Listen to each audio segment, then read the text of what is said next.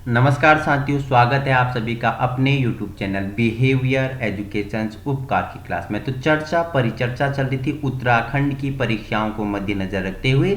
आगामी कनिष्ठ सहायक हो गया, वन आरक्षी फॉरेस्ट गार्ड हो गया, उप निरीक्षक एसआई हो गया और बंदी रक्षक हो गया। उत्तराखंड के जितने भी परीक्षाएं होती हैं यूके पीएससी, ठीक है, यूके पीएससी से संबंधित, उनके बारे में चर्चा परिचर्चा चल रही थी। 39 भाग कंप्लीट हो गया, आज हमारा भाग 40वां है। 39 भाग में हमने क्या पढ़ा था? जो उत्तराखंड का ऐतिहासिक अध्ययन था। मैंने क्या बताया था कि उत्तराखंड का जो इतिहास था वो क्या है, पौराणिक है, बहुत ही पुराना और गौरवपूर्ण है। क्यों है? क्योंकि ये अपनी सुंदरता के लिए विख्यात था, ठीक है, अपनी नदियों के लिए, घाटियों के लिए, फूलों की घाटी यहाँ पे थी, ठीक है। यहाँ पे ऐसे ऐसे क्या थे, ऐतिहासिक पर्यटक स्थल थे जिसके लिए क्या था, ये आकर्षण का केंद्र था। वहीं तपस्वियों की तीर्थ भूमि थी, तपस्वी यहाँ रहते थे, राजा महाराजाओं का आकर्षण केंद्र रहा था। और इसी के इतिहास को 3 भागों में बांटा गया। पहला मैंने आपको 39 वाले भाग में बताया था कि प्रागैतिहासिक काल में अगर मानव की पुष्टि होती है तो क्या क्या मिले थे। मैंने बताया लाखों गुफा मिली थी। कहाँ से? अल्मोड़ा से प्राप्त, ठीक है। गोरखिया गुफा, किमनी गांव, मलारी गांव, लेपथाप, हुडली, पेटसाल, फलसीमा, रामगंगा घाटी, बनकोट, गढ़वाल, इन सभी को हमने भाग पहले में चर्चा परिचर्चा की थी। आज उसका दूसरा भाग है जिसमें हम उत्तराखंड का आद्य ऐतिहासिक काल के बारे में चर्चा परिचर्चा करेंगे कि आद्य ऐतिहासिक काल की क्या क्या स्रोत थे, क्या क्या यहाँ से पुष्टि होती है। अगर बात करें तो आद्य ऐतिहासिक काल में इतिहास के प्रमुख स्रोत विभिन्न धार्मिक ग्रंथ थे। बेटा क्या थे? आद्य ऐतिहासिक काल में क्या थे? जो धार्मिक ग्रंथ होते हैं। अगर आपको किसी भी क्षेत्र, राज्य, देश के बारे में जानना है तो वहाँ के ग्रंथों का आप अध्ययन करो। वहाँ की जो धार्मिक है, धर्म है, संस्कृति है, वहाँ का जो भौगोलिक स्थिति है उसका आप क्या करो, अध्ययन करोगे तो आप उससे क्या भली भांति उससे परिचित हो सकती है। तो आद्य ऐतिहासिक काल के बारे में अगर जानना है तो यहाँ के धार्मिक ग्रंथों के बारे में अध्ययन करना पड़ेगा। इस काल का विस्तार 4th शताब्दी से ऐतिहासिक काल तक माना जाता है, ठीक है। और साक्ष्य क्या क्या मिले हैं? लोह मिला है, ताम्र धातुएं मिली है, कृषि, पशुपालन तथा ग्रामीण नगरीय सभ्यता प्राप्त हुई है। अगर आद्य ऐतिहासिक बात करें, उन धार्मिक ग्रंथों की बात करें तो 4th शताब्दी के ऐतिहासिक काल तक माना जाता है, ठीक है। जहां से क्या लोहा प्राप्त हुआ है, ताम्र धातुएं प्राप्त हुई हैं, कृषि के साक्ष्य मिले हैं, पशुपालन तथा ग्रामीण सभ्यता भी थी, नगरीय सभ्यता भी थी। उत्तराखंड का प्रथम अगर उल्लेख की बात करें तो ऋग्वेद में है। बेटा वेद कितने हैं? 4 हैं, ठीक है। इनके 4 वेदांग भी होते हैं। तो सबसे पहले उत्तराखंड का उल्लेख किसमें? ऋग्वेद में मिलता है, जिसमें इसे देवभूमि एवं मनुष्यों की पूर्ण भूमि कहा गया है। उत्तराखंड को ऋग्वेद में क्या कहा गया है कि यह क्या है? देवभूमि है, ठीक है। किसकी भूमि है? देवों की भूमि है और मनुष्यों की पूर्ण भूमि है, ठीक है। कौन सा? उत्तराखंड। कौन से ग्रंथ में? ऋग्वेद में इसका उल्लेख मिलता है सर्वप्रथम। वेदों के अलावा इसका उल्लेख बेटा उपनिषद, कितने हैं उपनिषद मुझे बता दो। उपनिषद कितने हैं? 108 उपनिषद हैं। अगर पुराण पूछे तो 18 पुराण हैं। वेद कितने हैं? 4 हैं, ठीक है। अगर पूछे वेदों के अलावा कहाँ इसका अध्ययन मिलता है? उपनिषदों में मिलता है, ब्राह्मण ग्रंथों में मिलता है, पुराणों में मिलता है। वहीं रामायण हो गया, महाभारत और आदि धार्मिक ग्रंथों में किसका? उत्तराखंड का अध्ययन मिलता है। इन ग्रंथों से इस क्षेत्र की पूर्ण भूमि, ऋषियों की भूमि या पवित्र क्षेत्र के बारे में भी क्या मिलता है? वर्णन मिलता है। वहीं ऐत्रेय ब्राह्मण में यहाँ उत्तर कुरुओं के निवास होने के कारण इस क्षेत्र के लिए उत्तर कुरु शब्द प्रयोग किया जाने लगा, ठीक है। ऐत्रेय ब्राह्मण में क्या पाया गया कि यह उत्तर कुरुओं का निवास यहाँ मिला गया, उनके साक्ष्य प्राप्त होते हैं, जिसके लिए से उत्तर कुरु शब्द में इसका क्या करने लगे, प्रयोग करने लगे, जिसके नाम बदलते बदलते क्या हो गया? उत्तरांचल हो गया, ठीक है, उत्तरांचल हुआ। आगे चर्चा परिचर्चा करते हैं। देखो स्कंद पुराण में 5 हिमालयी खंडों, नेपाल हो गया, मानस खंड कुमाऊं क्षेत्र को कहा जाता था, केदार खंड किसे कहा जाता था? गढ़वाल क्षेत्र को कहा जाता था, ठीक है। जालंधर एवं कश्मीर का उल्लेख है, जिसमें से 2 खंडों का संबंध वर्तमान उत्तराखंड से है। बेटा मैंने बता दिया 2 खंड, मानस खंड और केदार खंड, इन दोनों का संबंध किससे है? उत्तराखंड है। केदार खंड कौन है? अभी जो अभी का गढ़वाल मंडल है वो केदारखंड था, और जो अभी का कुमाऊं मंडल है वो क्या था? मानस खंड था। तो इनमें से 5 बताया मैंने। स्कंद पुराण में कितने? 5 हिमालयी खंडों का साक्ष्य मिलता है, नेपाल, मानस खंड, केदारखंड, जालंधर और कश्मीर, जिसमें से 2 क्या उत्तराखंड से संबंधित है। मैंने बता दिया मानस खंड जिसे कुमाऊं कहते हैं आज, और केदारखंड जिसे गढ़वाल के नाम से जाना जाता है।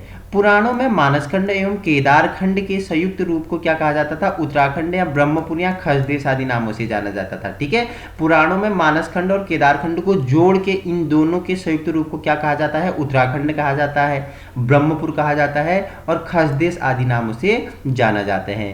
वहीं पूछे बौद्ध साहित्य के पाली भाषा वाले ग्रंथों में उत्तराखंड क्षेत्र को हिमवंत शब्द का प्रयुक्त किया गया है। ठीक है, जो बौद्ध साहित्य के ग्रंथ मिले हैं पाली भाषा में, उसमें उत्तराखंड के लिए हिमवंत शब्द का प्रयोग हुआ है। गढ़वाल क्षेत्र के पहले बद्रिकाश्रम क्षेत्र तपोभूमि हो गया, स्वर्ग भूमि हो गया, महाभारत व पुराण एवं केदारखंड आदि नामों से इसे जाना जाता था। ठीक है, बद्रिकाश्रम और कर्णाश्रम दो कहाँ थे ये मैंने बताया था। बद्रिकाश्रम और कर्णाश्रम कहाँ? गढ़वाल मंडल में, जिसे केदारखंड के नाम से जाना जाता था। उसमें से आपके लिए कर्णाश्रम महत्वपूर्ण है। क्यों है?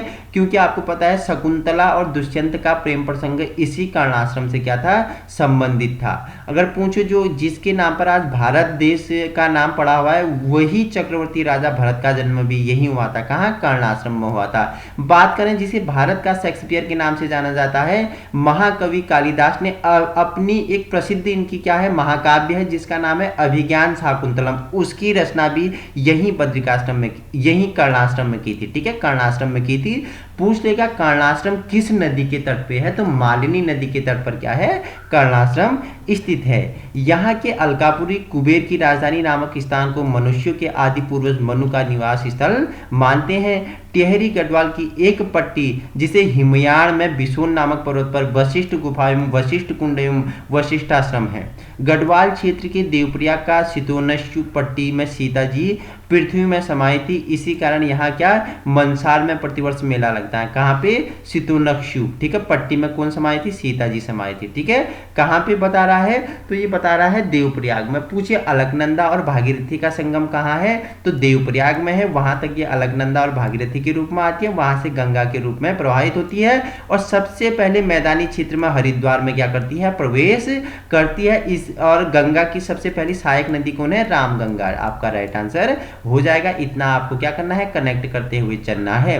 पूछ लेगा रामायण कालीन बाणासुर की भी राज्य की जो राजधानी थी यही थी। कहाँ पे? ज्योतिषापुर, जिसे आज जोशीमठ के नाम से भी जाना जाता है।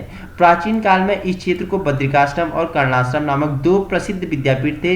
इनमें से कर्णाश्रम दुष्यंत और शकुंतला के प्रेम प्रसंग से क्या है? संबंधित है और भरत का जन्म भी इसी आश्रम में हुआ, जिसका नाम पर आज हमारा देश का नाम क्या है? भारत है। मैंने पहले ही इन चीजों के बारे में चर्चा परिचर्चा कर ली है। जिसे भारत शेक्सपियर कहा जाता है, महाकवि कालिदास को उनकी प्रसिद्ध जो महाकाव्य है क्या है?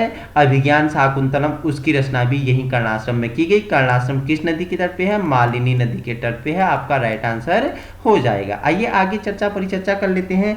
कुमाऊं का सर्वाधिक उल्लेख स्कंद पुराण और मानसखंड में मिलता है। ब्रह्मा एवं वायुपुराण के अनुसार यह किरात, किन्नर, यक्ष, गंधर्व, विद्याधर, नाग आदि जातियों का निवास की क्या करती है? पुष्टि करती है। वहीं जाखन देवी मंदिर कहाँ पे स्थित है बेटा? अल्मोड़ा में है। यक्षों के निवास करने की पुष्टि करवाती है। वहीं कुमाऊं में बिनाग या बेनीनाग, धौन नाग हो गया, काली नाग हो गया, पिंगन नाग हो गया, खरही नाग हो गया और बासुकी नाग आदि नाग जाति के लोगों के निवास करने की पुष्टि प्रमाणित करता है। उक्त सभी मंदिरों में प्रसिद्ध मंदिर पिथौरागढ़ का क्या है? बिनाग या बेनीनाग का मंदिर है, जो किसकी पुष्टि करता है? नाग जाति के लोगों की पुष्टि करता है। वहीं अपने स्वतंत्र भाषाई अस्तित्व मुंडा भाषा के साथ किरातों के वंशज आज भी कुमाऊं के अस्कोट एवं डोडीहाट नामक स्थानों पर क्या करते हैं? निवास करते हैं। ठीक है, इतना याद रखना। अब बात करते हैं यहाँ के जो प्रमुख यहाँ से प्राप्त लेख प्राप्त हुए हैं उनके बारे में चर्चा परिचर्चा कर लेते हैं। राज्य के विभिन्न स्थलों से कई प्रकार की शिलालेख, मंदिर लेख और क्या गुहाभित्ति लेख, ईंट लेख, मूर्तिका पीठिका लेख हो गया, त्रिशूल लेख हो गया, ताम्र लेख हो गया एवं मुद्रा लेख आदि ऐतिहासिक लेख मिले हैं। देखो, कहीं पत्थरों पे लिखे हुए मिले हैं, कहीं कहाँ मिले हैं? आपके सिक्कों पे मिले हैं, कहीं मूर्ति पे मिले हैं, कहीं ताम्र पत्रों में एवं कहीं पे क्या त्रिशूलों में क्या लेख प्राप्त हुए हैं उत्तराखंड से। ठीक है, उसमें से आपके लिए पहला इंपोर्टेंट होता है कालसी का अभिलेख। ठीक है, कालसी का अभिलेख देहरादून उत्तर टोंस यमुना संगम ईसा पूर्व 257। याद रखना, पाली भाषा में उत्कीर्ण अशोक का अभिलेख है, कालसी से प्राप्त हुआ है। किसका? अशोक का अभिलेख कालसी से प्राप्त हुआ है। किस भाषा में है? पाली भाषा में है, उत्तर टोंस यमुना नदी के संगम से। ठीक है, उसने अपने राज्य के हर स्थान पर मनुष्यों पशुओं की चिकित्सा व्यवस्था कर ली थी और इसमें हिंसा को त्यागने तथा अहिंसा को अपनाने की बात कही गई थी। जो अशोक का क्या है, यह कालसी अभिलेख है, उसमें क्या बोला है अशोक ने, कहा है तो अशोक ने अपने कालसी अभिलेख में क्या कहा है कि मैंने अपने राज्य में मनुष्य और पशुओं की चिकित्सा की क्या कर दी है, पूर्ण व्यवस्था कर दी है और हिंसा को त्यागने और अहिंसा को अपनाने की बात कही है। किसने?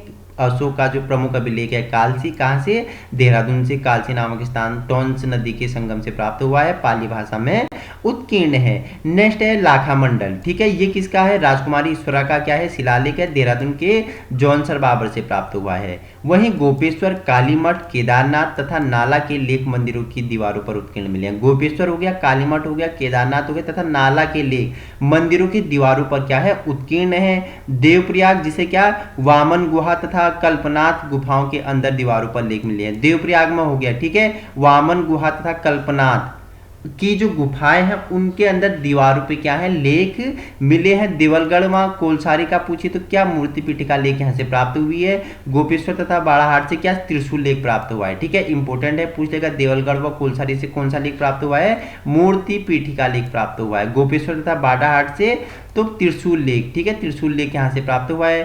प्रथम एवं द्वितीय सदी की क्या बोल रहा है, कुषाण कालीन मुद्राएं मुनि की रेती बेटा, कहाँ है, ऋषिकेश में मुनि की रेती तथा कहाँ, खुमाड़ी से मिली है। मुनि की रेती कहाँ है, ऋषिकेश में है, वहां से कुषाण कालीन मुद्राएं मिली हैं। ठीक है, मोरध्वज स्तूप में तीसरी सती का क्या मुद्रा लेख मिला है। कार्तिकेयपुर राजाओं के ताम्रपत्रीय लेख पांडुकेश्वर, कंडारा, चंपावत तथा बैजनाथ आदि स्थलों से भी मिले हैं। अब हम चर्चा परिचर्चा करेंगे, जो नेक्स्ट भाग है उसमें हम क्या पढ़ेंगे, उत्तराखंड का ऐतिहासिक काल के बारे में चर्चा परिचर्चा करेंगे। हम चर्चा कर रहे हैं उत्तराखंड के इतिहास के बारे में, जिसमें दो भाग आज हमारे कंप्लीट हो गए। पहला भाग हमने क्या पढ़ा, उत्तराखंड का प्रागैतिहासिक काल के बारे में हमने चर्चा परिचर्चा की, जिसमें हमने उत्तराखंड के प्रमुख गुफाओं के बारे में, लाखों गुफा, गोरखिया गुफा, किमनी गांव, मलारी गांव, लेपथा, भुडली, पेटसाल, फलसीमा, रामगंगा घाटी, बनकोट, गढ़वाल की जो गुफाएं थी उनसे मानव की पुष्टि की क्या होती है, पहचान होती है और कहीं न कहीं अपनी संस्कृति परंपरा को क्या करती है, जोड़ते हुए विश्व पटल पर उदित होती है। पहले भाग में इसके बारे में पढ़ा था। दूसरा भाग हमने क्या पढ़ा था, आदि ऐतिहासिक काल पढ़ा था। उसमें जो क्या थे, आदि इतिहास के जो प्रमुख स्रोत थे वो थे धार्मिक ग्रंथ, जिसमें हमने किसके बारे में, ऋग्वेद हो गया, ठीक है, अथर्ववेद, सामवेद और यजुर्वेद, 4 वेदों के बारे में, वेदों से प्राप्त होता है। ठीक है, वही पुराण हो गए, उपनिषद हो गए, धार्मिक ग्रंथ हो गए, उनसे किससे प्राप्त होते हैं, आद्य ऐतिहासिक काल से होते हैं। और आद्य ऐतिहासिक काल में ही क्या मिलते हैं, प्रमुख लेख भी प्राप्त हुए। कालसी का अभिलेख पूछा था, ठीक है, वही बाड़ाहाट का अभिलेख पूछा था, और क्या क्या पूछा था, वही राजकुमारी ईश्वरा का अभिलेख हो गया। ठीक है, देवलगढ़ तथा कुलसारी से कौन से अभिलेख मिले थे, मूर्ति पीठे का लेख हो गया। गोपेश्वर तथा बाड़ाहाट के लेख ये हमें कहाँ से मिलते हैं, ये हमें आद्य ऐतिहासिक काल से प्राप्त होते हैं। अब जो तीसरा भाग है हम इसके बारे में भी चर्चा परिचर्चा करेंगे, जो ऐतिहासिक काल का क्या है, तीसरा काल है, जिसमें हम प्राचीन काल कुनिंद शासक के बारे में चर्चा परिचर्चा करेंगे कि उस समय क्या क्या कहाँ से प्राप्त हुआ। ठीक है, उस समय वंश चलते थे, उन वंशों के बारे में व्याख्यात्मक रूप में चर्चा परिचर्चा करेंगे। Thank you so much. इसी प्रकार की वीडियो चाहिए आप अपने यूट्यूब चैनल बिहेवियर एजुकेशन उपकार की क्लास में क्या कर सकते हो, विजिट कर सकते हो। हमारा उद्देश्य आप सभी को व्यवहारिक शिक्षा प्रदान करना है। Thank you so much.